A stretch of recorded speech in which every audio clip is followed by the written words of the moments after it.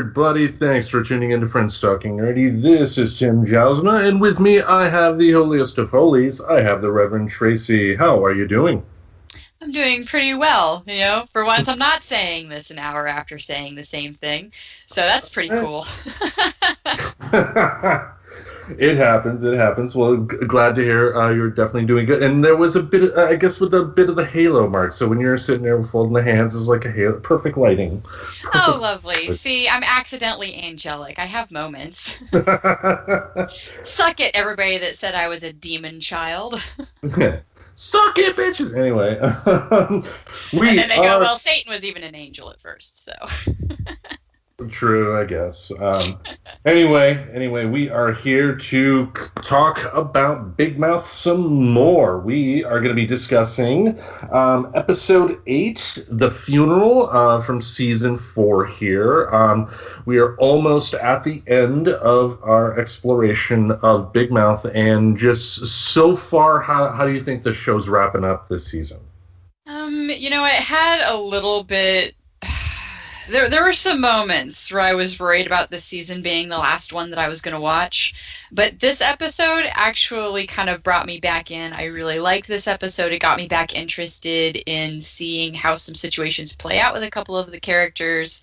So I think they're doing pretty well with this season. I look forward to a future one. I believe they should have one. I don't know what their contract looks like, but I'm pretty sure they're going to have a 4th.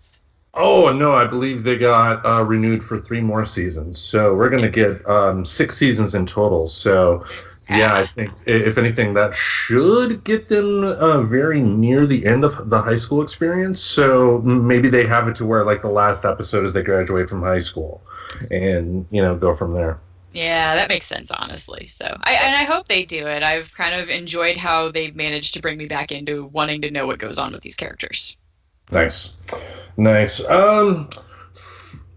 For me, it's kind of tough to judge because my instincts want to judge it like how I judge other similar cartoons like South Park and The Simpsons. And in terms of enjoyment for the latter half of the season, for me, it was really spotty at best. As we'll go to on this episode, there was definitely some good moments that occur. But and this is one of the brighter spots near the end of the season. I have more of an issue with the last 2 episodes, but also it depends. Like I said, it's how I'm looking at it as well. I gotta remind myself that they're telling a different type of story than traditional animation. Because we've seen it in previous episodes too, to where something that happens in season 2 will get referenced again in season 4. So they are definitely setting some stuff up here. It's just people like me have to be patient. Yes. There's a lot of this show that I think is going to be really more about seeing how they wrap up the story than necessarily what's going on like within the story as it's playing out. Yeah, exactly. So this week, let's start off with some positives. What would you say are some of your positives this week in regards to the storyline with Andrew keeping his urges in check?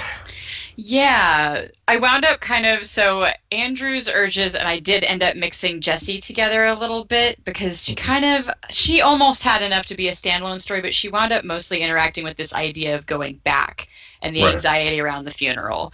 So, there were... So the other overall of this episode that I want to point out, there are a lot of really good quotes that got quite a chuckle, and it took me a bit to take notes on this episode because I try to actually get their quotes word for word, which is a great thing about closed captioning. It helps a lot. Good. I mean, I love being able to just because I used to not like closed captioning. It annoyed the hell out of me because it's like, I don't need it, so why have it on? But, the professor, for instance, loves having the closed captioning on, and I've grown accustomed to it. And for what we've done for the review, it's perfect because all I have to do is just pause it at the right spot, and it's all written out there, nice and neat, and I just have to be able to type really fast. Exactly. So I say that because I start off immediately with a quote. I can feel it in my tight, smooth sack from Andrew. Like, I don't normally like how much he talks about himself, but there is something about that I was like, you know what, this is going to be a solid Andrew show, because it's really, this episode anyway, because it is about the funeral and this Mhm. whole idea that he seriously believes that him straying from the method resulted in his grandfather dying. So anyway, then it goes into the whole Maury getting his hair pubed.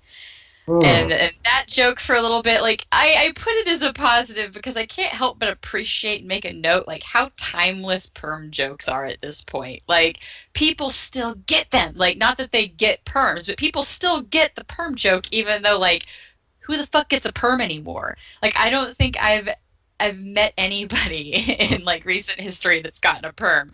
But I bet people, like, even younger, I wouldn't be surprised if they got that joke.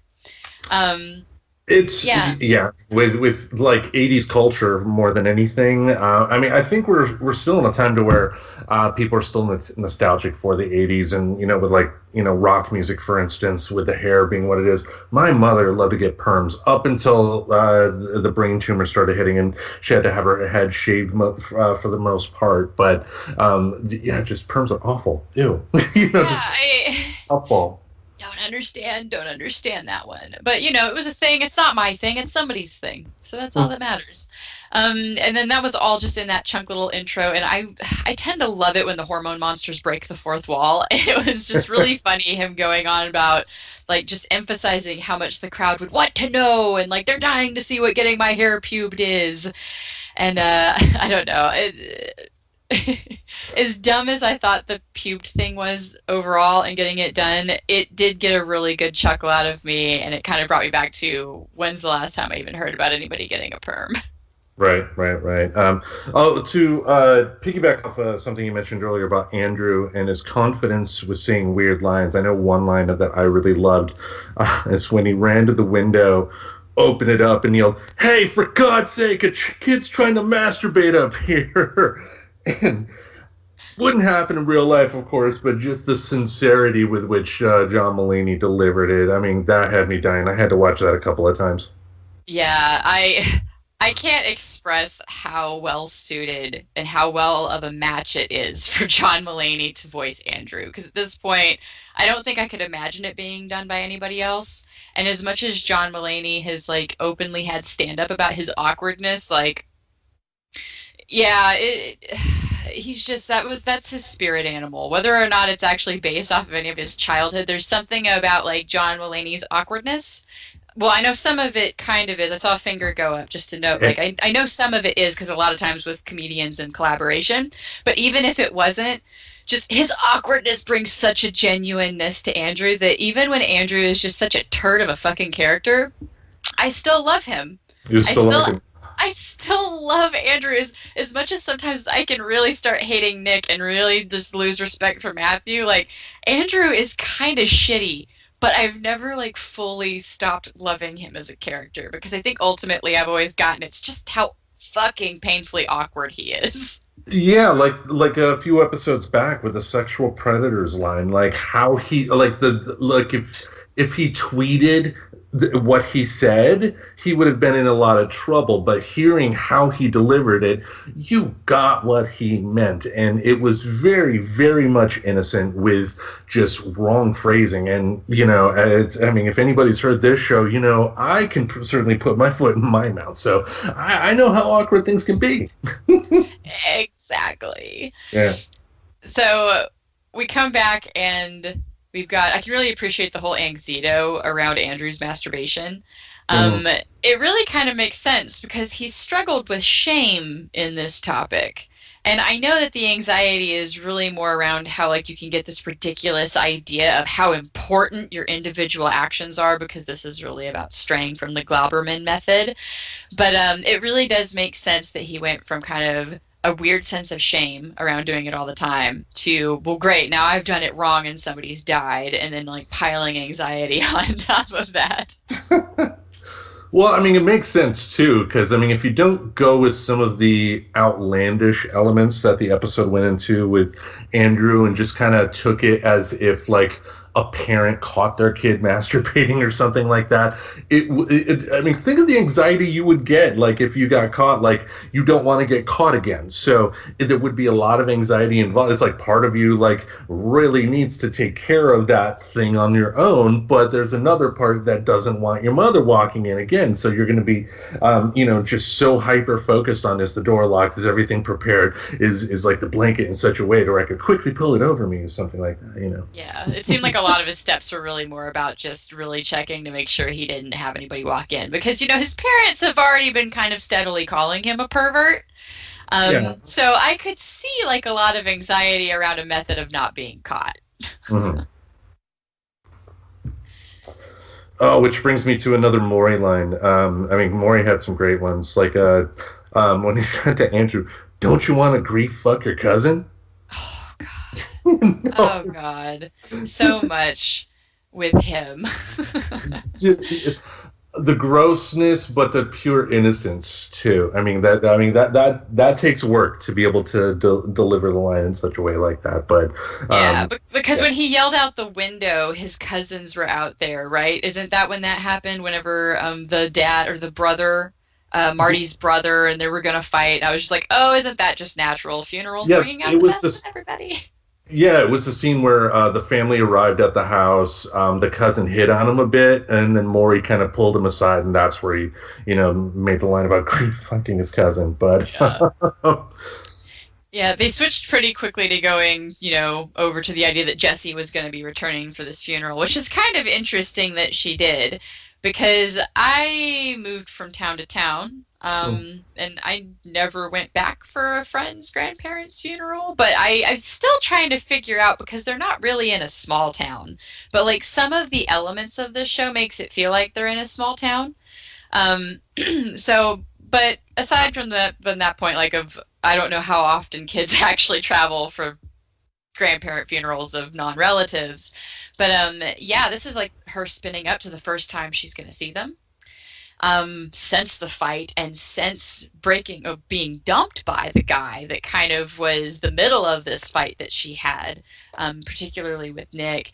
But I loved the symbolism of Depression Kitty and Anxieto. They didn't arrive until Jessie made the corner and was in the train. So the minute she broke away and was no longer with her mom, and it's like, it's really real that you're going back, they were sitting there just waiting to invite her to that soggy seat.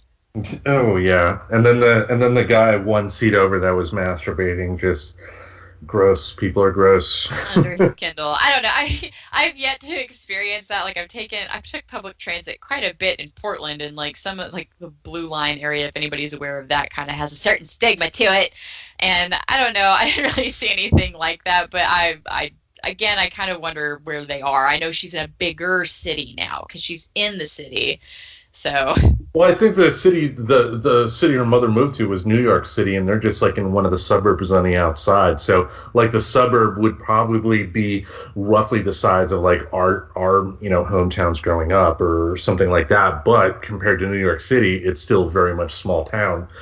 In regards to Jessie coming back for her grandparents' funeral, I mean, I don't know of any grandparents' funeral of a friend that I would have gone to as a kid. I don't know of any grandparents' funeral of a friend I would go to now, necessarily.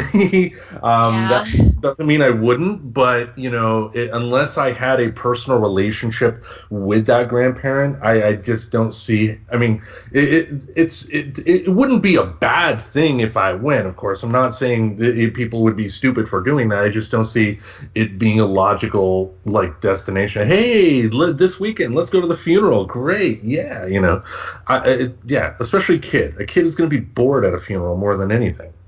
Yeah, that was something that kind of took me out of the realism, I guess, a little bit with that situation. Like, it made it feel a little forced, Jessie coming back the way she did. Mm-hmm. But yeah, I did think it was kind of funny, and I know this is actually down in I kind of eye roll about it, but the mom asking to snoop on Greg's new girlfriend. It's like, wow, that's just, they had to pepper that in there. That part was a little bit more real. Well, I will say, though, I did appreciate that, because of the fact that it was real. I mean, you do, like, I found out the hard way that, when my kids have come over in the past to visit me, that, they will be giving reports to their mother, after that fact. And I know, growing up, my mother did that with my dad. If there was, like if he was interested in somebody new, all of a sudden, what was she like? And Oh, and I it's know. like you're the one who instigated the leaving him. Why do you care? You know? Exactly. I mean, tale as old as time. One of my favorite quotes from my stepson when I first was getting to meet them, and he was 3 at the time, so like no filter, right? I Mhm. saw a picture of you on my mommy's phone. Like, like, oh, okay, got it. I have fans. Kind of a big deal. Yeah. So, I mean, so basically, it's only under the negatives, and I guess I could have said that in the overview. There's nothing really in this episode that was like in the negatives for bad, just like moments that I cringed. So that was definitely one of those like, maybe it's just too soon for me, too soon, too close to home. Yeah, I mean, but for that, I love the realistic part. I mean, there's going to be something I'll talk about in the negatives that just didn't strike me as realistic in any way, shape, or form, and Yeah. I think it's pretty obvious what that is. But the Jesse, it's the weird thing about uncomfortable stuff, and it's what I've noticed about comedy lately too, and why I think I might have a disconnect from modern comedy. It's like because like the professor's fallen in love with a new show called Shrill. Have you heard of it? No, shrill. That sounds like it might be about, yeah, go ahead. I should It just let you tell me what it's about. It's actually set in Portland, filmed in Portland. I forgot the actress, but she's works on Saturday Night Live, and the whole concept is that the main character is a woman who is over kind of like overweight and just dealing with life, dealing with being a woman, dealing with being an overweight woman in modern society and whatnot. And just I was watching it, and just a lot of the humor was coming from like some of her humiliation and stuff, and it just, and that happens sometimes on this show too. Just it's a different type of humor than I'm used to, I guess, and I don't know. I don't know, but Yeah. that's just me being an old guy, I guess. Back in my day, we threw pies in people's faces. That was comedy. Oh yeah. Oh, and then also with Jessie going back, she's at her dad's house, and I just loved Greg trying to talk about this invention he had in his head for a snack, and then it kind of playing through with Connie in the background. And then at Mhm. some point, Connie comes back, and Jesse's like, "Are you high?" And then she goes, "Did I do? Did I know?"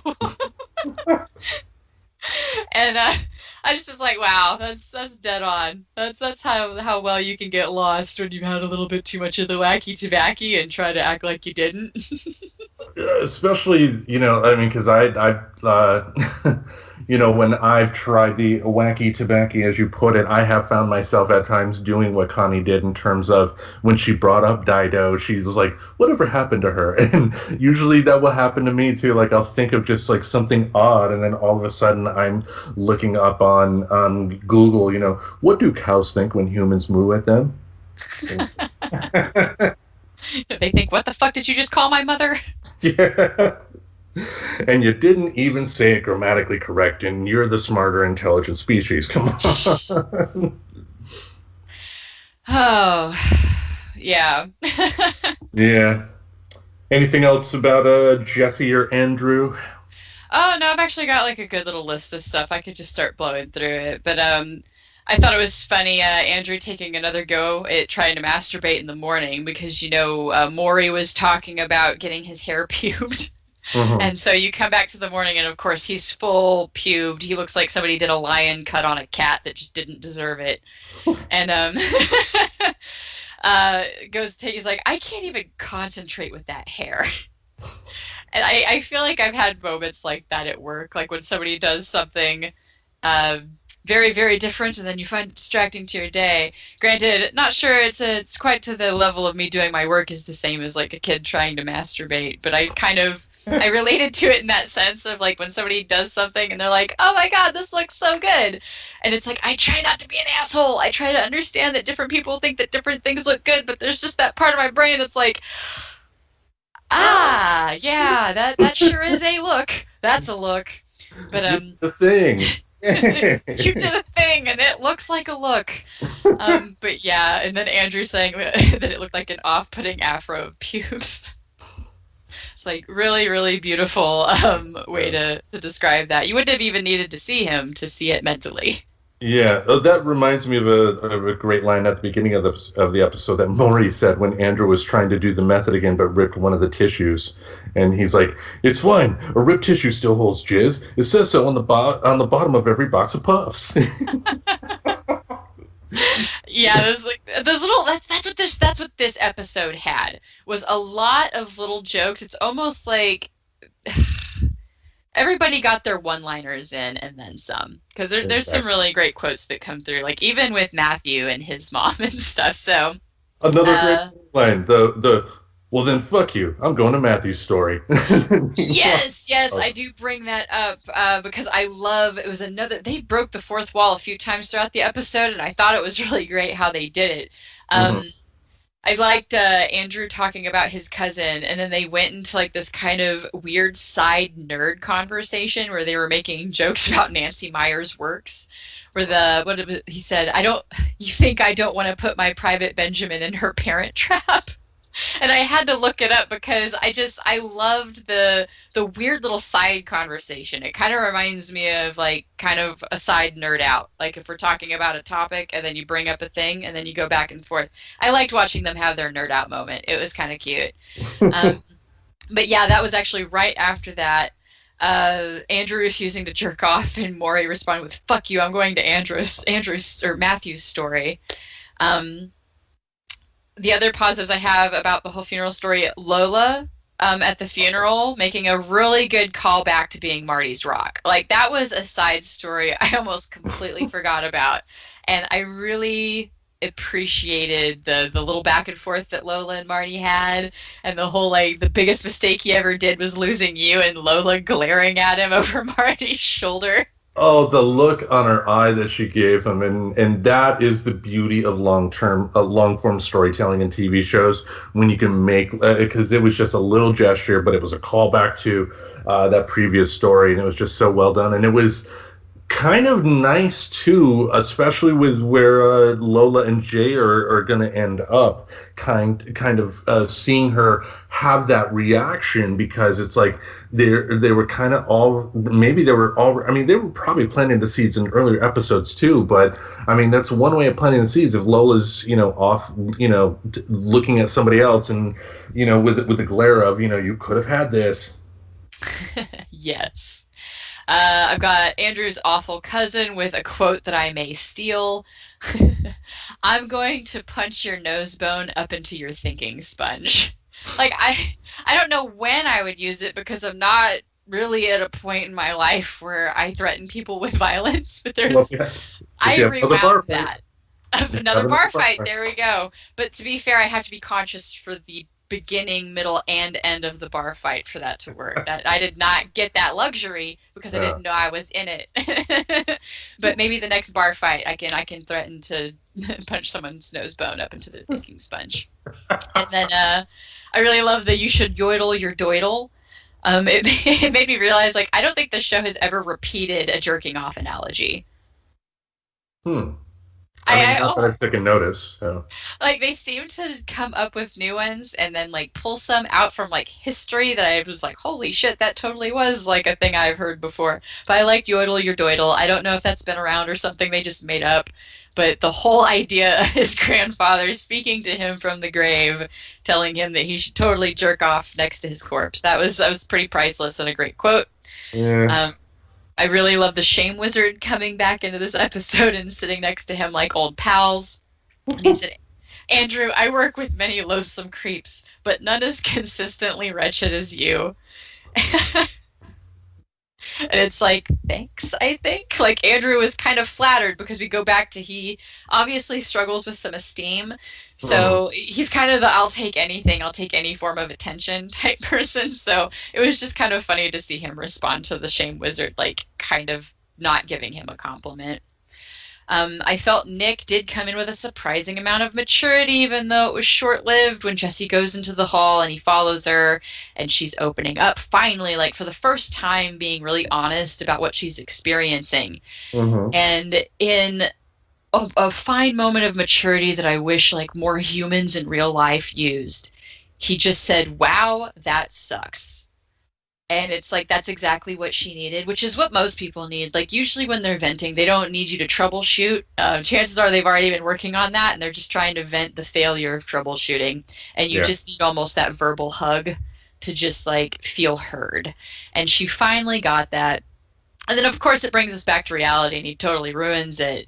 um, Although I can understand how feeling emotional, which he very was in that moment, he was really emotional with her, plus he had had those own dreams and his own anxieties and a lot of realization that he still has feelings for her, and it's not like he sees her a lot, so I totally understand the full scope of temptation where he thought kissing her was the appropriate affection to show, and it was not. Yeah, that's the thing, though. I mean, it's still very much ties in with his character, and that for me, I put that on the positive side, even though that interaction was uncomfortable, to say the least. It was still very much realistic, and similar to other compliments I've given the show. I mean, I love the fact that they allowed Nick to be vulnerable like that by showing him being obliviously stupid, not Yeah. reading the room.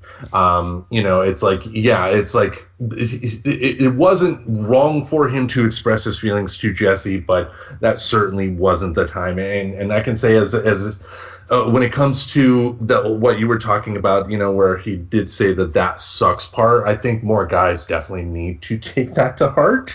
I'm More anybody. Just throwing it out there. More anybody. I feel like a lot of fights start because one friend just wanted to vent and another friend tried to fix it. And I feel like I've heard that conversation so many times across the genders that I just want to put my 2 cents out there. Yeah, I'm not gonna throw the guys under the bus on this one. I think everybody could use to be a little bit more just willing to hear instead of feeling like you have the answers and you're going to fix it. Well, it's true, but just with the culture the way it is in this country, it's still. I mean, guys very much, and I've been guilty of this. When you do have somebody, let's say it's a significant other or a friend or something like that. But when a guy is hearing it, his instinct is he wants to fix it instead of just being there to just allow the venting to happen and just supporting them with a hugs, supporting them by distracting them, doing something else, and instead of trying to solve that problem. Exactly. And I think that was, where he got his emotions muddled with what to do. He felt an urge to act. That urge to act was not a good one. But I think what I liked about it is it wasn't the Nick Star jerkdom inspiring it, and it genuinely seemed like he was just emoting Yeah. inappropriately in the moment. But it did spin up to her saying, "My real life is falling apart and I needed you to be my friend and you're making it fucking gross. Ugh." Which kind of, oh, that is almost verbatim a conversation I had at one point, right after. Here is a good story. That time I filed a restraining order, and one of my best friends, whom I had actually been calling like a brother for years leading up to that, like came on to me, super awkward. I will never fully understand why that was the decision, but in a weird way, this episode kind of made that decision make more sense. Like, well, the thought process behind it, like putting together. So I don't know. I saw like kind of a parallel to my life of like now, and I know that person well enough that I don't think they meant to do any harm, Yeah.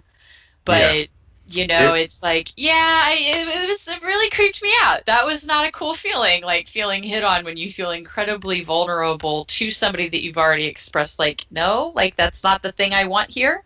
So I totally can feel for Jesse on this one. It doesn't matter the intention when you feel like something is just genuinely gross and yeah. a violation to what you needed from your friend. Exactly. One other thing about Jesse, what I really loved throughout the episode is how clearly it showed how her anxieties and her fear and the depression were really affecting how she perceived things. Because, case in point, her interaction with Missy. She had a great interaction with Missy. Missy was so happy to see her, and then after Missy goes away, she convinced herself, or I guess that Missy didn't like her, and just even did it with her father too, and that was the most heartbreaking. And I'm sure with the organizations you're involved in, this hits home a lot more than anything. But being made to feel that her father didn't care for her simply because her father was put in a situation where he had to move on in some ways in terms of getting a new apartment and adjusting that way, and they did a really good job at showcasing how the depression and anxiety really affected her perception. Oh, yeah, because those are some things that wound up in the negatives, not because it was bad, not because it was unreal, just because, like, for me, it was a negative to the show, because, and I will get into that. I'm not going to go any further into that. I'm going to finish these positives. Okay. That's my decision. That's an original thought. One quick aside, I really love the moment of Andrew coming clean, where he said that he killed his grandpa, and Marty's immediate response was, "I knew it." Just everything is Andrew's fault, according to Andrew's father. And then it kind of turned into this really nice moment with his mom for all of 1 second, where she goes, "Oh, honey, that's not how death works." And then she goes into how it's actually random and uncontrollable, and it can happen at any moment, and it can happen in car accidents and this and this. And Andrew's like, "I ride in cars." And then it just kind of like piled into this anxiety that he didn't know he needed to have around death until that very innocent moment. So I thought that was pretty dead on. Yeah, I mean, like the father, the scene that you're talking about, the actor who plays him, Richard Kind, has been a character actor in sitcoms for many years, and is definitely funny. And I laughed at that scene, but that scene right there, I couldn't put on the positives list because it felt too sitcom-y.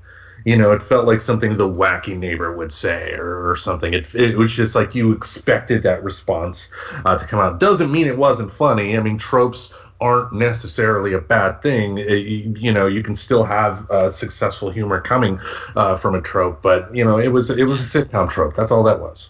Yeah, but at the very least, I felt like they wrapped that story on a really good note. You've got Jessie sitting with her dad and mom, and they make this. This almost goes in the almost unrealistic, but that's my experience, where Jessie's mom says maybe you should go live with your dad. Yeah. And like lets her go back so she can go and function, because when she moved, she stopped functioning very well.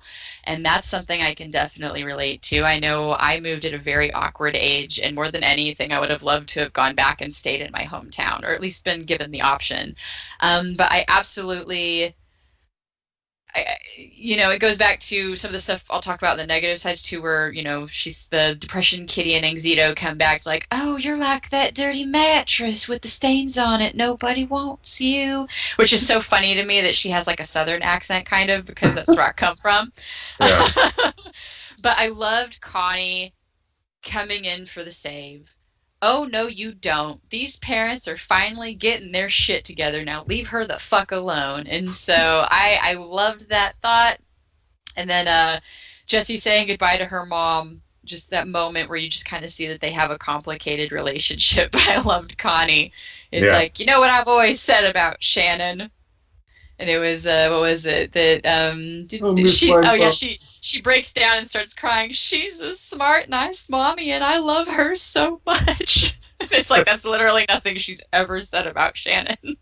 Yeah, I mean that's kids growing up. I mean, I felt the same way about my mother at that age. It's like nothing my mother could have done at that age could have impressed me. Every decision was made to make my life a living hell, but it wasn't. I was just being a dumbass. But oh yeah, and then if anything ever actually happened to that parent, it would have been they were the best thing ever, and it's Yeah. So that is actually it that I have to say. I had a lot of positives on the whole funeral story, I guess, but Did you have any positives on the bake sale Matthew's storyline this episode? a handful, yes. Overall, I actually liked this story. It just didn't feel like there was a lot to it. But yeah, I'll go into right into the positives on it. Matthew and his mom.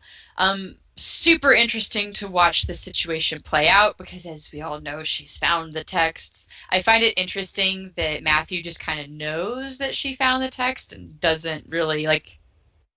It didn't show how he knew that, so I guess it's implied that there's been some awkwardness ever since he left his phone out somewhere, right?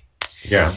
So Matthew assuming his mom knew and getting gutted at being replaced at the bake-off. Like when you think that thing is unspoken, and that is something I have had some friends who came out and they really thought it wasn't going to be a big deal because like, oh, you know, they know. They actually know. They'll accept this when it's time to accept it. And then just kind of seeing this interesting version of that playing out. Yeah. Not so great. Yeah, and I have some comments on that on the negative side that we'll get into, but I mean, as far as that particular storyline here, I did love the interactions between Matthew and his mother. For as much as I criticize that character, in situations like that, and to what you're talking about too. I mean, it's sad almost. It makes you almost want to cry to see that almost willful ignorance on his part of pretending that his mother knew, and he was creating a scenario where she knew, and yet she may or may not have, but they didn't have that discussion, and it's nice to see that it's coming to a head to where it had to be confronted. But that was really well done. That his interaction with his mother this episode really. Yes, yeah, and that's where it's like I almost wish I don't know what they could have done more with it. I just kind of wish there was more of this story in this episode, but that's just me. I wish there was more of that throughout the series, because, and I guess I can get into the negative point now because that's really all I have to say about the Matthew storyline for on the negative side, and that's the fact that he's been presented as just an overall ass throughout most of the show makes it to where when he is actually presented like a human, you don't care for him as much, and that's sad. That's sad. Hopefully this is something that now that with the end of the season being what it is for his character, hopefully the future he'll be able to be different. But his persona up to this point does this storyline no good. It's one of those things where a character can be frustrating because you want to see them grow. But ultimately, they're not growing. And I think that's the character loop they have going with Andrew. I keep saying Andrew, with Matthew right now, is he's stuck. Like, he keeps reverting back. Like, he'll almost learn something, and then, like, that maybe it's a defensiveness around that he feels like he needs to, like, keep around him or something. But he keeps going back into the mean girl brain. Right. You know what I mean? So, to me, that whole being mean to somebody just to be a dick is usually, like, not dealing with something you need to deal with. I'm wondering if now that we're cracking this open and he's now openly talking about being gay and like his mom knows now, that's actually going to spur more growth with him. So that's where I went with positives on this one, is kind of seeing that they're picking up another story where maybe they're going to make him grow for real. But I do have a note. I love Aiden. He's very positive, but kind of real about it at the same time. He says it's going to be hard no matter what. And so kind of the implied part is, so you may as well find a way you're comfortable with starting the conversation. Do I agree with how they started the conversation? No, that's an oof that goes in the negatives for later. But I did love that he straight said, basically, it's going to suck, but you need to find a way to rip the Band-Aid off. And you need to have this conversation because obviously her just taking it as an implied you're going to grow up to be gay is not working. Well, I mean, that's one thing about this character, the Aiden character, that I like. I mean, first of all, he's played by Zachary Quinto, who played Spock on the J.J. Abrams Star Trek movies. Really good actor. And what I like about the Aiden character most of all is that Matthew is more himself around Aiden. And because Aiden is a lot more assured of himself as a gay kid. I can't say gay man, gay kid. I think he's kind of like an Obi-Wan to Matthew's Luke Skywalker in this particular case, and I guess that's why I find myself if there is a Matthew scene and Aiden is there, I know it's gonna, something good is gonna come out of it. Oh yeah, like even the stories about the hand jobs. He was very sweet, very mature.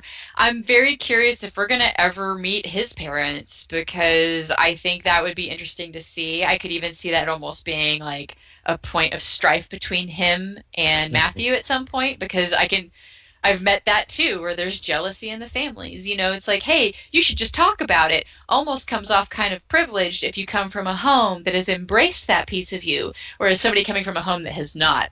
Because that was something that crossed my mind when he was encouraging him to talk to his mom about it, is I wonder what his household's going to turn out to be like. Because I could see that almost being like coming from a place where it's like, well, yeah, that's easy for you to say. Right.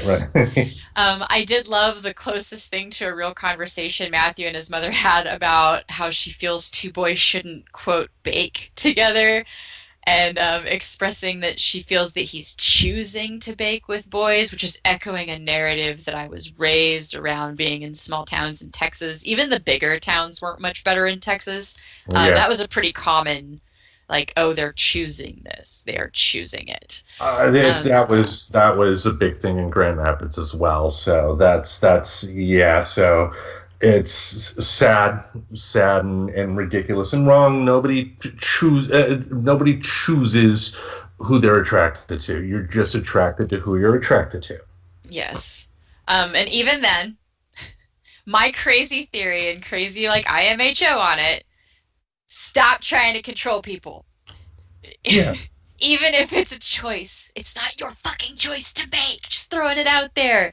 Like, so it doesn't matter if it's a choice, but at the same, like, I'm with you that you are attracted to who you're attracted to, and it kind of goes back to there's something about Mr. Potato Head that I want to bring up probably on our regular cast at some point, but there was some rumors, I guess, about Mr. Potato Head that like some groups had lobbied for a change in how they were going to sell Mr. Potato Head. That turned out to be bupkis and absolutely not true. But there was this concept that I was talking, it's like, I'm not sure how much we have to market being queer. Like, I feel like kids have figured it out because it's been causing fights in families for like as long back as I can remember. And that's where I get to, there's something about this that is very much not a choice. I don't think most people would pick a life of persecution. But I did love the line from her, by the way. I don't think she's ever made me laugh out loud until I know what that eggplant emoji is and all the things you're doing with each other's vegetables. That was such a great mom line that I just died. I thought that was so great. Each other's vegetables. That does remind me of a line that Maury had with Matthew. It was at the time where Maury was, obviously the hormone monster, just a personification of their personality, and part of it was Maury trying to voice him being upset at his little sister, and Maury saying, Brittany, his Matthew's sister Brittany was like, what, 7 in the show? Brittany's such a busted bitch. She's got like no teeth. Like, hello, meth head, please. Maury, she's 7, And yes. And in Matthew and Maury's relationship too, it's much different than Maury and Andrew. Because it's like Matthew and Maury are almost like friends, or almost in some ways, Matthew kind of teaches Maury like how to be more calm, I guess, and not be the wild, crazy guy that he ends up being with Andrew. I mean, have you noticed that on the show? Oh, yeah, definitely. He's way better at shutting down, like, insanely asinine ideas. He's way better than Andrew, because, I mean, to be fair, Andrew just justified jerking off in front of his dead grandfather. Sure. And, whereas the stupid, crazy, suggestions that Maury makes to Matthew, even, like, in his most turned-on moments or intimate moments, he's like, no, you stay over there. Because... another one that's good at shutting down their hormone monster, which was funny a few times, is Nick, especially since Rick is back. And, like, every time Rick got shut down, it's like, oh, I like sitting. I'm good at sitting. But, and the last two things I had is I had aligned with you on, I loved picking up on the pettiness that Maury had for his sister and how it was just peppered in the entire time. and like spinning up to somehow making it to where even the dad hated the kid's sister, and then making fun of like who has to hold a glass with two fucking hands because she's a kid. Yeah. She's basically a toddler. And then Matthew's moment, and this is where it's like you see that human piece, and I will always encourage them trying to make him human. I know we've missed that, was my note in here. I wish we could go back to the way things were before. And then he ends up singing the song, which I thought was actually really beautifully done. I liked that they didn't make it jokey. I liked that they made it kind of where it honestly could maybe even be used for somebody to listen to that's dealing with it. That's where I liked it not being too jokey. And for what it was, is like, I could see somebody relating to that song and like finding some comfort in it versus trying to find for a laugh. I did put the song in the negative comment, but I did make it 100% clear that was just my taste. That particular song was way too Broadway for my taste, and I for Broadway singers, it's not that they don't have the technical skills. Obviously, they have the technical skills to sing, but I've always had a problem really of like finding the passion in Broadway singers. Good ones will give you that passion, of course, and there's a difference between listening to a soundtrack on a streaming service or seeing a play live or something like that. But I didn't care for that song. It was just too syrupy and expected like Celine Dion or Michael Bolton to pop up. Maybe, yeah, but you have to give respect that it matches his character. He's a showman.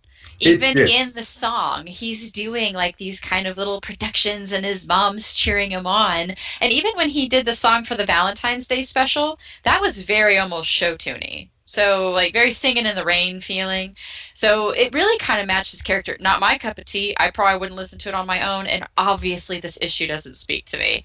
Yeah. But I see your point to not your cup of tea, but it does match his character because like to be fair, if he did something that was more my taste, it probably wouldn't have matched his character, and then I would have landed it in the negative and like, what the fuck was that? To be clear, it's just my personal preference for the music I like. This song was grating, but that does not make it bad. And yes, I did make note too that it very much spoke to his character and what he was experiencing in that show. But yeah, just personal, just thinking if there was a fast forward button. Let's see if I have any other notes to wrap up here. I did enjoy the scene in the church with Aiden and Matthew, and I know you have some thoughts on it that we will talk about in the negative section here, but for its flaws, and there are some definite flaws, I do think it was well done. Somewhat. And now we'll let you get into that later. And what else did I want to? I love this line from earlier with the Jesse storyline. Well, I'm gonna go talk to Jesse, but not about my soft dick, you wretched fucking moron. Nick talking to Rick. Yes, that was something. I didn't write down the quote exactly because I was kind of getting tired of quoting the show to death. But yes, like I said, I loved him shutting down Rick. I loved everybody shutting down Rick, and Rick just being like, "Okay, what are you gonna do?" kind of about it. Yeah. Well, just like the most vicious of shutdowns, and then Rick will still be that. I'm glad Rick is going to be back more often. Yes, he's a very pleasant character. He definitely is. Now, let's go into the negatives. One negative I had is Andrew with... It's like... I'll just read the note here. I have to add his OCD obsession while masturbating at the start of the show to the negative side. I will gladly change my opinion if someone with OCD were to tell me that this is actually something folks go through. I just have to say that Andrew's obsession just seems a tad unrealistic in how they're presenting it. I don't think someone would act like this. I think this is a case of having the character do something outrageous just for the sake of doing something outrageous. The whole following the steps and just I don't know. And that's why I said about the OCD thing. I'm not not familiar with OCD, so if there is someone that's listening right now that does have OCD, that can relate to that more and can to explain to me what I am not seeing, we very much welcome that. You can find us on Twitter at FTNerdy or at Tim Jousma or the Rev Tracy, and we'll be glad to have a conversation from there. But I just didn't see it, and it just felt, again, too sitcom-y more than anything. It's just like you hear about like OCD and sitcoms, and then all of a sudden the character with OCD is just doing something wacky. And I missed it. Have they actually implied that he has OCD at some point? They've not come out and said it. This is just me making an assumption based on how he's acting, but it's still very much an OCD type of thing, in terms of having to follow a very particular method to be able to accomplish something. Yes.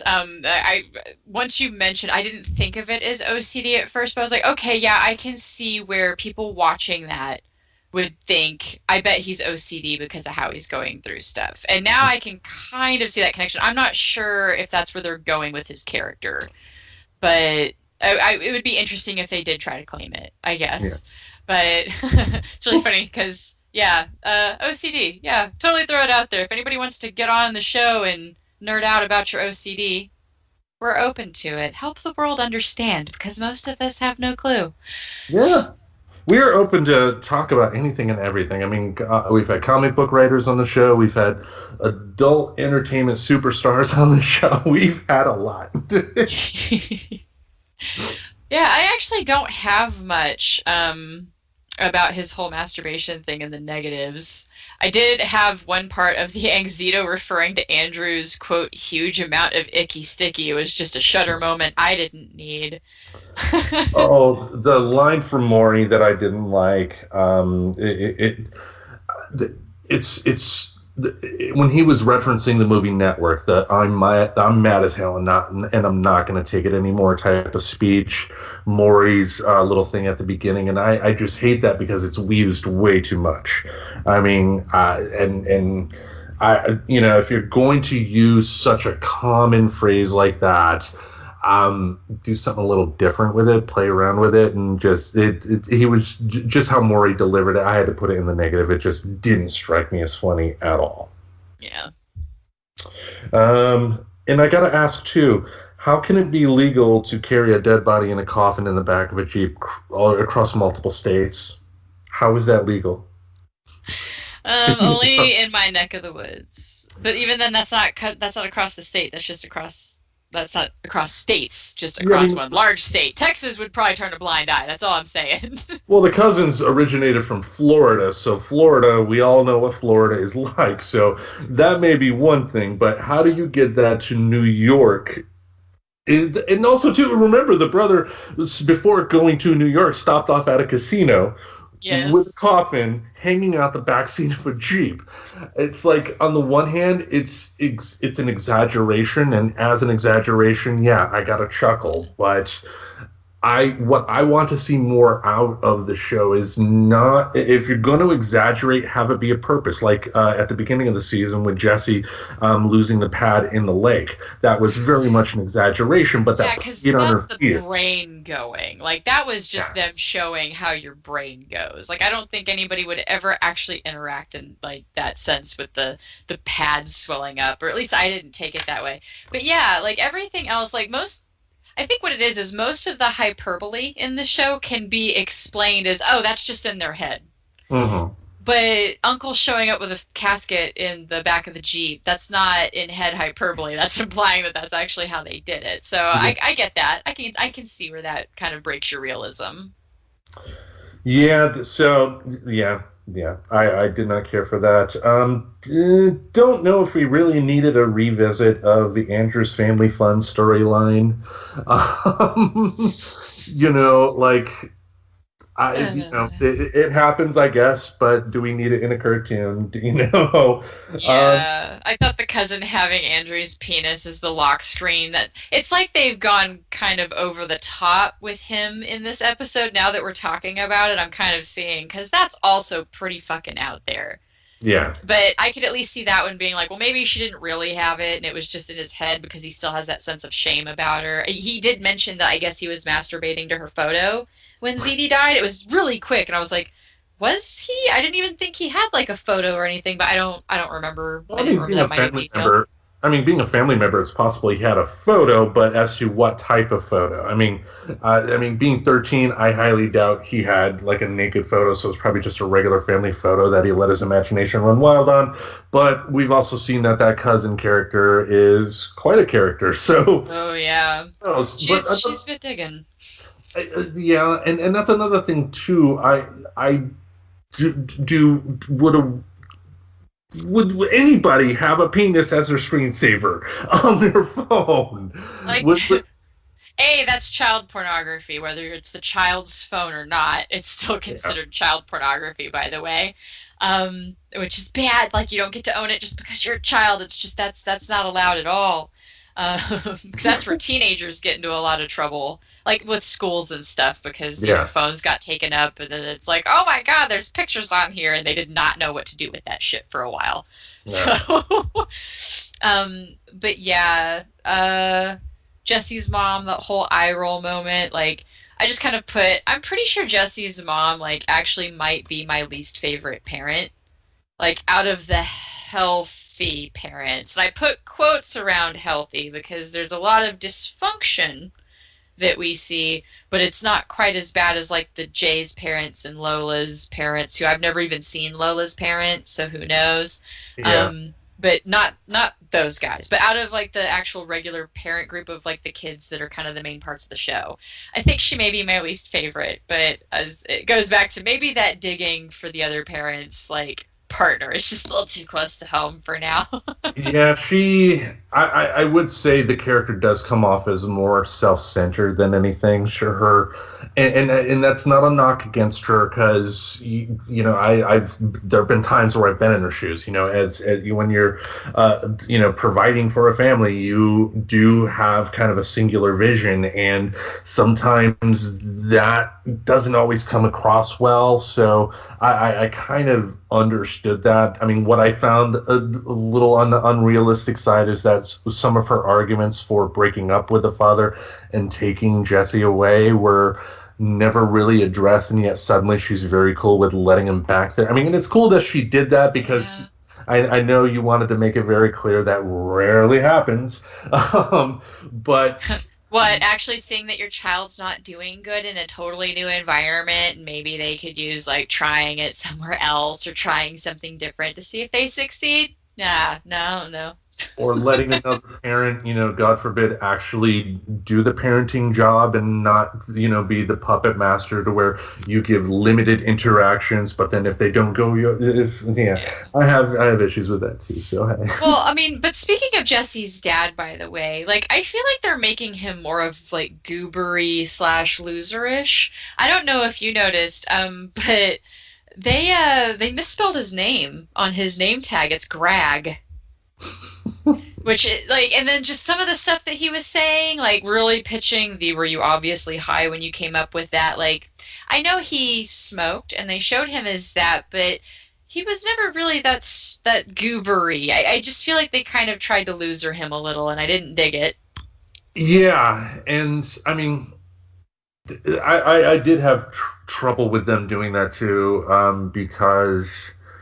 I don't want to see it continued. These tropes of a separated father or a divorced father, that divorced father is only going to act like the way Jesse's dad act. That there are good fathers out there that would know how it would have things properly set up, and that is not to knock Jesse's dad. Jesse's dad is trying his best, but he's also a human, and as a human, if he makes mistakes, he should very much be held accountable for those mistakes. But I think with her father character, I think he's just more flighty. That's how I got it. He seems like generally well intentioned, but he's just flighty, and I don't know.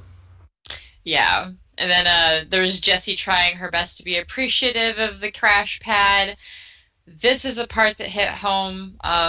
As typical single dad stuff. I know my dad always tried his best to keep a second room at least for us kids, but I don't think I ever really fully appreciated that until I was older and thought about it more, because it clicked at one point in my adulthood that, wait a second, he had to pay child support and was expected to have a room for the kids that he barely got to see. And it's hard, and a lot of kids don't really fully understand, like, you're having to pay, like, you come on, the difference between a one bedroom and a two bedroom.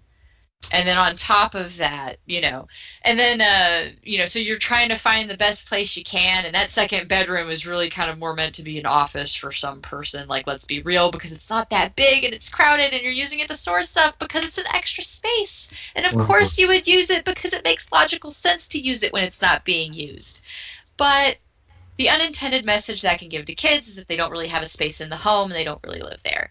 I know, like, as a stepmom, it's something I actively try to avoid like the plague, is using that room for anything else. And if I do use it for anything else, it is out of there by the time they come over.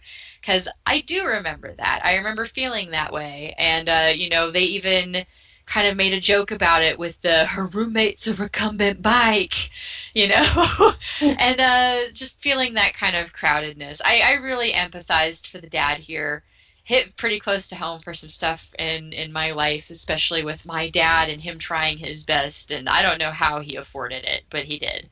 And always appreciating that now. Yeah.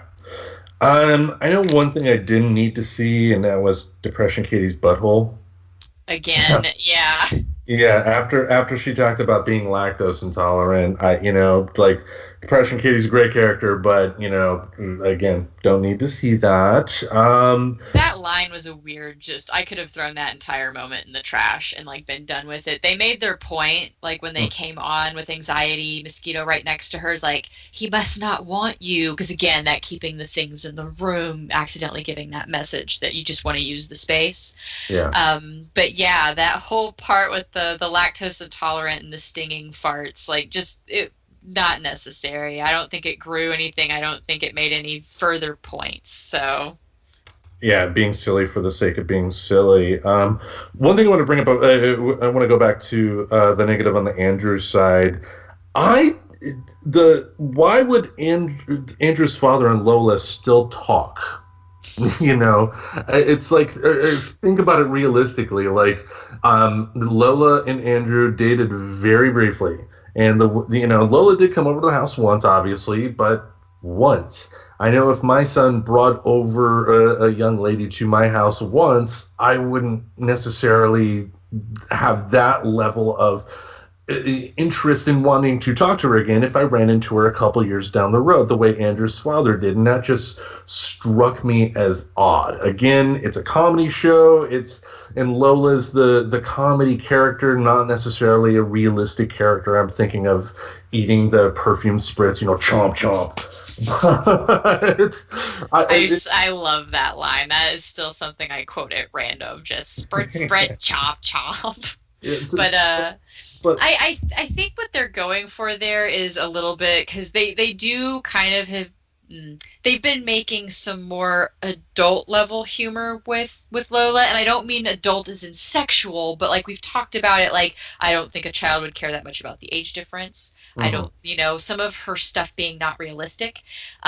So I'm wondering if that's kind of what they're doing with her right now, is trying to make jokes more to the adult level of like when you get the divorce and they still talk to your ex. Like when you're adults being friends with fellow adults, that happens. But you're right. Like I've seen no interaction. Like why would he be around? It's not like they're best friends with her mom. Yeah. Like situations where in small town that I would see that happening, right? Like me growing up and, you knew everybody and half of their cousins.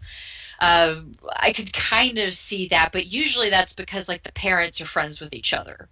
Even then, though, if like I was in a crowded room and I saw a grown man in his 40s talking to a young lady, 13 or 14, with the exuberance that Andrew's father did, I wouldn't want to take my eyes. I would want to make sure Lola was okay. That struck me. And again, Andrew's father is not. I'm not trying to imply that. It's just, yeah, not realistic. I don't think an adult male would talk to a 13-year-old kid like that. Now, that doesn't mean that an adult male is not going to have a conversation with a young kid if an opportunity arose, or be nice and respectful. I'm not saying that, but just they like came to each other like it was like a 40s romance. Like they see each other across the room, their eyes lock, and then they come together. No, stop. And then the last thing I have on the funeral was actually the Missy interaction, because I kind of looked at that one from both sides as being like a oof, right? Because you've got Missy not reading Jesse correctly at all, right? And then it's so hard when you think it's okay to go on about how well things are going and not realizing you're accidentally making somebody else miserable. Right. Because we actually know that Missy has been struggling in this journey, and it has not been easy for her, and it's been kind of a little bit of an identity crisis at times. But when you talk about these things with your friends, like, you kind of skip how it was so shitty because you're kind of proud that you got through it, right? Mm-hmm. And there's no need to go into that part with Jessie, so she thinks. So I totally can relate to that. Like, hell, I think adults do that, and then Jessie taking it as, wow, she's doing so much better than me. And then I feel like adults take it as, like, God, brag much, like, and kind of gloss over that there was struggle there. Yeah. So whereas Missy wasn't wrong for doing that, it kind of sucks that she misread the situation. The whole thing was just a little painful to watch, because it also doesn't help that Jessie is the friend. Yes, there is a role and a responsibility as a friend to be honest when you're going through some shit. But then again, these are kids, so it actually makes sense that they would not click that, because there's several adults that don't click that. And that scene was definitely uncomfortable. I agree with you there. But for me, the reason I put it in the positives was because it came off so realistic. I think even though it gave me an uncomfortable feeling, that was the feeling they were shooting for, and they did it well, because everybody's been in Missy's and Jessie's shoes. Yes. Yes. And then, do you have anything else about the funeral? Any negatives? Because all I've got left is a little bit on Andrew and his mom. Matthew and his mom. But as far as the funeral, I got a couple of things. This is the note I had. I don't care how much anybody would want to have an orgasm. I don't think someone that we would consider a well-adjusted person would masturbate with a dead body in the same room. I think that would be the one time you would take a break. Maybe we're going to find out too, because one thing I forgot to bring up too is that Andrew is based on a real person, Andrew Goldberg, who's also a producer on the show. There was a YouTube video where they talked to like the cast and crew like were like at a school or something like that, the university, and they were talking, and the real Andrew was there sitting with Nick, and he looked like Andrew and Andrew's father, really, with the bald head and everything. And so probably future Andrew then, right? Because we've seen that weird that mashup. So does that look pretty much exactly like him? It's very much future Andrew. He is very much real. So it's, who knows? Maybe if somebody has read an interview with this Andrew Goldberg person and he admits to actually jerking off with his dead grandfather in the room, then maybe I can take this back and say it happened to somebody. But just, I'm sorry. I don't even think the most horniest person in the world would say, I know there's a dead body in the room, but I got 5 minutes. No, you're not gonna do that. You're not. It led to some funny moments. Yes, don't get me wrong, but the beauty of this show is when they have the realism in the right spots and the exaggerations in the right spots, and the exaggeration here was not done correctly, in my opinion. The other thing I didn't care for, Maury's rationalization for Andrew to masturbate in the same room as his dead grandfather, because it was seriously he might as well have just been quoting Michelangelo with the blue balls conversation, because it's just like, what? Yeah, it's just how he described it didn't sit well with me, and it's just like he was trying to convince Andrew to do something he didn't really want to do. And maybe the point there is that, yeah, sometimes we take advantage of urges that come that we shouldn't, and maybe that's the point they're trying to make. But again, so unrealistically, it takes the point that they're trying to make and just kind of, for me, tosses it out the window. Like they went too far with the self-justifying, the self-bias. Like, I get it. It can be gnarly and it can talk you into doing some weird shit. Mm-hmm. But at the level that you're doing that, I halfway expect that they're going to have to do something to explain it, in the sense of, is he going to end up going to counseling for, like, sexual stuff? Because that's real. That's a real issue that they haven't really covered yet, other than Andrew really does seem to be kind of extra. So it could be something they could follow down the road. I halfway want to look up that one guy's story now and see if he's ever been open about like his experiences as a kid, or if this is something that really wasn't anybody's business because that's not his passion. You know, not everybody's an awareness human. I know I'm an awareness human, but not everybody is I went through this and let's talk about it, because why don't we talk about it? It's kind of weird that we don't talk about it. We don't do that in this family. We don't do that in this country. Wait, yeah, family, not country. I mean, we do. But so the last negatives I have, Matthew and his mom, I just put, woof, maybe don't come out to the church your parents go to. But that might just be me with I was raised in the Bible Belt part of Texas talking, you know, stuff like that in Texas would have resulted in being cast out of the church. And granted, kids don't really think of second and third effect, but what can happen in these situations that I have known of is your child is gay, your family is condemned to hell, you can't come to this church anymore until you fix your home because we don't want you to, like, hurt our home, was kind of the justification. And so, but in that culture, you lose all of your friends. So that's where I immediately went, woof. And especially, like, her accent, she reminds me very much of, like, that Southern Baptist. So very much those churches that I'm thinking about from my youth. Yeah. So I get where she was scared. Like, I do. Yeah, and I agree that even though there were some good elements in that, it was very much unrealistic because, I grew up in Grand Rapids, Michigan, not exactly the South, but a conservative, it's the conservative side of Michigan. And yeah, I mean, I can't think of many churches back home to where if a kid, outed himself at a church bake sale, to where there wouldn't have been some repercussion somewhere. What is it, the Unitarians or the progressive church? Like, there's a church downtown, that the one with the Black Lives Matter flag on there, but they're the ones I associate with, like, progressives that still want to pretend to be Christian, because they support, like, homosexuality, even though the Bible does not, and all that stuff. Yeah. But yeah, it depends on the denomination too, because there are some, like, I know in Grand Rapids a lot of non-denomination stuff. It's essentially like the peanut butter and jelly version of Christianity.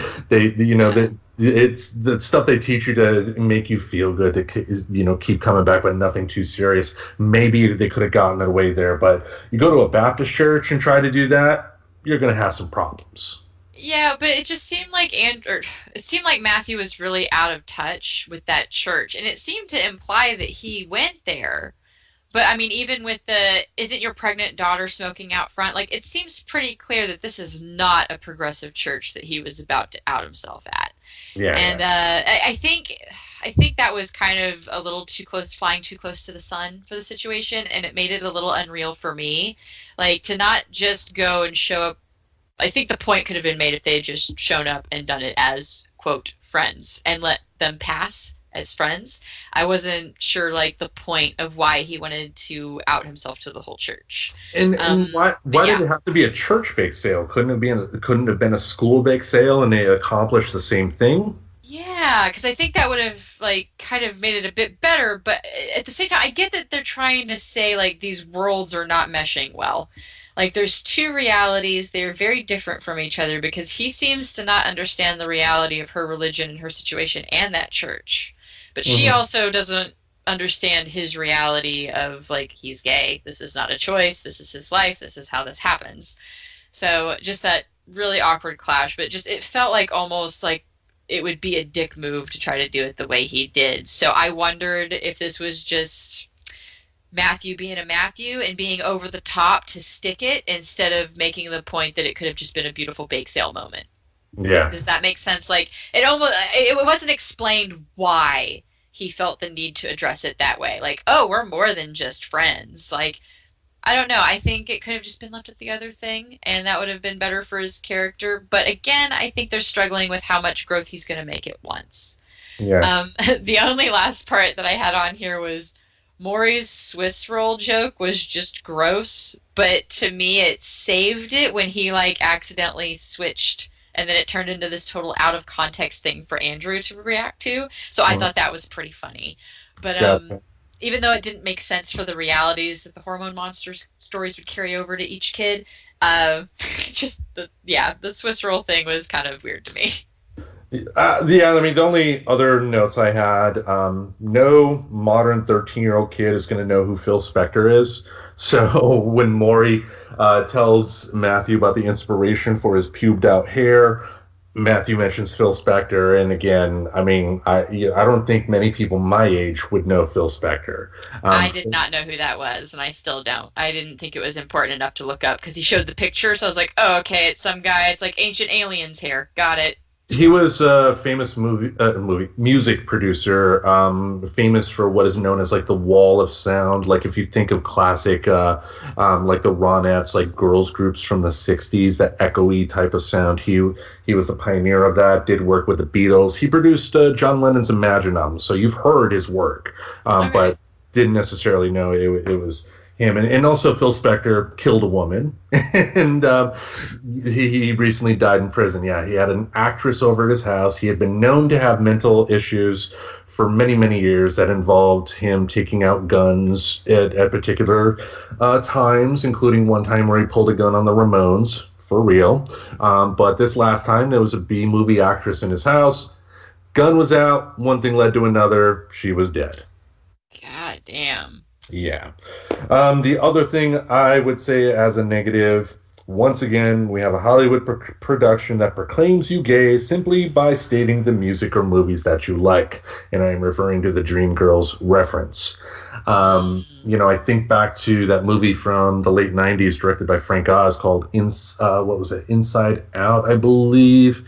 It may have had a different name, but with Kevin Kline, about a teacher who works in a small town. Everybody thinks he's gay. He thinks he's not gay, but then everybody, says the usual, well, you like Barbra Streisand, you like this, you like that, and then at the end he's like, I must be gay. Why?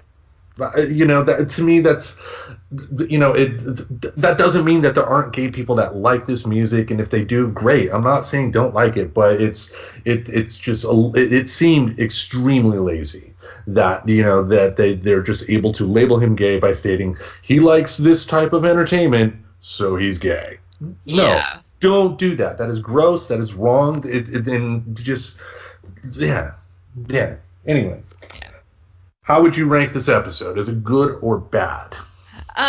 Overall, I gave it a good because it did kind of get me back in. I'm curious what's going to happen with Jesse. I'm back to being curious about what's going to happen to characters again rather than just being frustrated. Because I do want to see how this plays out with Matthew because it's definitely not resolved. Like there's more to go on. I do believe, if I'm recalling correctly, there's even a scene I think with his dad at some point, like later in one of the last two episodes. But we will get to it. Yep. That plays out interestingly, that part, and then it definitely sucked me back in, and I can't say that an episode's bad when I come out of it going, ooh, I want to know what happens to these two people, because that's a fair number of people to give a shit about in a show. One is really all you need, so... Yeah, there are a lot of good elements in this episode. I would say overall it is a good episode. We should probably start switching to doing like a letter grade. That may make more sense. Maybe with our next set of whatever our next entertainment value is, instead of giving it a good or a bad Yeah, figure because out that letter way, yeah, grades. we'd be better able to, like, if it's a C grade, C is still good, but it has flaws, and that makes a lot more sense. But as far as this, a lot of good elements. The Andrew jerking off at his grandfather's funeral just, I'm sorry, didn't sit well with me, and I guess that is my personal preference. Also, this is I have to remind myself that this is not a typical show, that this is one part of a long form story. So taking it as a particular episode, yeah, not the best, but for what it does for the entire story of what the whole show is trying to tell, I think it did some really, really good stuff. So this is one that cannot be missed. This is not like a Nick Star episode. Oh yeah, or the 9/11 episode, even though that at least had some elements to take out of it that was worth watching. That is kind of a bummer about Big Mouth in general, is they don't really have standalone episodes that I think would be as enjoyable. Even the Valentine's Day episode, you'd really need to understand some context to care about what's happening to those people.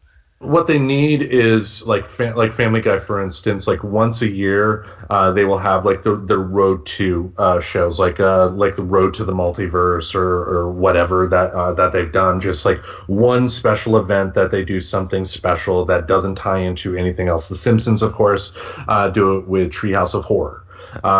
Every year it's not tied in whatsoever to the main stories Yeah. they're trying to tell. It's just something unique, and it would be nice if they did that, because then you can you'd be able to treat it essentially like a kind of like a sampler platter for people that may not tie into the show, because yeah, they're telling one long story here, and that's great, but what if somebody wants to catch it at the tail end of season 4 or season 5? They're not going to necessarily understand what exactly is happening. So that's part of the drawbacks on writing serialized fiction like that. It's the constant urges to satisfy the long-term story goals with keeping people interested with you each and every week.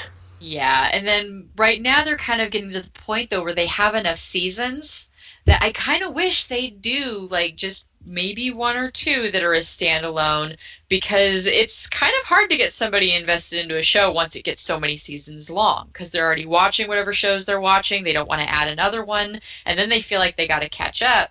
Yeah. But it's kind of easier to sell somebody on watching like one episode. Like, oh my God, they did this one episode and it's about this. It's totally standalone. Knock yourself out, enjoy it. The Treehouse type episodes and stuff like that from Simpsons comes to mind. Yeah. But who knows? Maybe they'll do something in the future. I know the next episode we've got is about a trippy haunted house. But there's, again, it'll have long-term story tie-in. But I love haunted houses, so I'm excited for the next episode. Skelly. There we go. As you folks can see at home, Tracy has a skeleton up on the door. So, yes, we will... I announced the skeletons in my closet. They hang on the outside of my closet door, not the inside. Okay. I can make an R. Kelly South Park reference here, I guess, but maybe... So I pulled out my gun. No. Anyway... Love that show. And I think starting later this week, the new season starts of South Park. I couldn't even tell you what season I left off on. I have not watched that show in so long. But yeah. Yeah, I mean, when we signed up for HBO Max, we kind of binge watched it when it first South Park when HBO Max first came out, and some of the later seasons, I'd say don't sleep on them, because I think Trey and Matt have come to the realization that some of their mindset and how they presented the show with some of the ideas that they talked about might not have always been correct. Like Man Bear Pig, for instance. Man Bear Pig was their way to goof on Al Gore about environmentalism. However, one of the later seasons came out to where Man Bear Pig was determined to be real, and it was their way essentially to apologize to Al Gore for not seeing the threat of environmentalism being the way it is. Now, they still had some shots at Al Gore, and Al Gore definitely has a lot you can make fun of as a person, but it's nice to see Trey Parker and Matt Stone kind of their ideas, their beliefs change over time. So don't sleep on it. And of course, you can't go wrong with Randy Marsh running Integrity Farms with Towley. Towley, I absolutely love Towley. Towley makes no sense whatsoever, but he is just fucking amazing. Yeah. I love that we wound up on South Park on a Big Mouth episode. But do we have anything we wanted to wrap up on Big Mouth before we bid adieu to our Patreon fandom? Adieu. And a month from now, our regular folks. Not much. I mean, we got a couple more weeks on our Facebook group page. We did ask for some suggestions, so we're going to put it out there now here as well. If you have any suggestions on something you would like for us to cover, some either a season of a television show or a particular film franchise, let us know. And, we're open to any and all ideas. And if we don't take your idea immediately, it's always something that we can, circle back on. So if somebody recommends like season 4 of the, reboot of Doctor Who and we don't do it immediately, that's something we could always, come back to down the road. Exactly. Yeah. We're open to watch stuff and talk long about it. Yeah, just if anybody says Full House, I will block you and you will never be talked to again. Oh, don't worry. We totally get to veto shit. Like, don't worry. Vetoing will happen. We will also, on our Saturday show, announce some what I think is going to be big news for the podcast. We will leave it at that. I've already told you what it is, but want to make sure it's we announce it on the biggest platform possible. So that'll be fun. But anything else overall you want to bring up? No, I think I'm done talking for the night. I think I'm going to go for a walk in this lovely, cool air in Portland. Yes, we are going to be kicking back here, relaxing. We had a cat that went to the vet today. Sherman had an issue with his paw, so he had it checked out. And very briefly, you may have seen pictures on Aubrey's Facebook page, but very briefly, we had him in kind of like a cage you can buy your pets when they have that to kind of keep them there, but he's not in there anymore. Oh, good. He's free. Yeah, I've had to do cones of shame, and Beans has her own little pet taxi that I keep just in such moments. But it was funny, though. We brought Sherman home. He's in the cone. He's drugged out. So he's like, what? We put him on the bed. My cat Phil is on the bed. And Phil is normally kind of subdued. And when he's around other cats, he's always going to play the submissive. Not this time. Sherman hopped on the bed. And Phil walked by Phil. And Phil, for whatever reason, just thought, I am the dominant cat now. I will attack you. Yay! And started attacking. Oh, animal instincts. They're great. Yeah, it's like, I'm the superior creature. Yay! So, anyway, that's the fun we've had here, but we're definitely going to take our time to pamper him and treat him good. Sherman is a good kitty and all that. So, yeah, I hope he feels well soon because it just hurt paw. Yeah. Anyway, with that, we will bid you all adieu. Remember to check us out on social media. And if you go to the show description here, click our Linktree link, you'll be able to find out where we're at on social media or where you can listen to our podcast. So with that, we thank you all for listening and see you all next week. See ya.